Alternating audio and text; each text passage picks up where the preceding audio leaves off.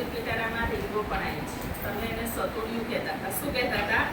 પણ આનાથી આપણને ગણિતમાં ઘણું બધું શીખવાનું મળે. આ ચોપડી છે એમાં બધી માહિતી આપેલી જ છે. બરાબર? તો સૌથી મોટું પણ છે આ બધી રીંગોમાં. બતાવો જોઈએ. સરસ સરસ સરસ. સૌથી નાની રીંગ કઈ છે? એકદમ નાની. સરસ. ભાગ લઈ લો. તો આમાંથી આપણને નાના મોટાની પણ સમજ મળે.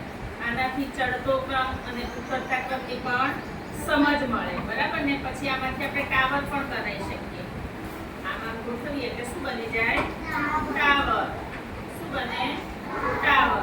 એવી રીતે આપણે ગોઠવી દઈએ. નાના મોટું એની છે, નાનું એવી રીતે. આનાથી આપણે ચડતો ક્રમ અને ઉતરતો ક્રમ પણ શીખી શકીએ. કે ના શીખીએ? આમાંથી આપણને ઘણું બધું શીખવાનું મળે છે. હવે સૌથી આ નાનું મૂકી, એનાથી થોડીક મોટું મૂકવાનું, એનાથી થોડુંક મોટું મૂકવાનું, એનાથી થોડું મોટું, એનાથી થોડું મોટું, એનાથી થોડું મોટું, એનાથી થોડું. આ રીતે પણ આપણે શીખી શકીએ. આ રીંગોથી આપણને એક તો ચડતો ક્રમ શીખાય, ઉતરતો ક્રમ શીખાય, નાના મોટાની સમજ મળે. કે બહુ મસ્ત પ્રવૃત્તિ છે.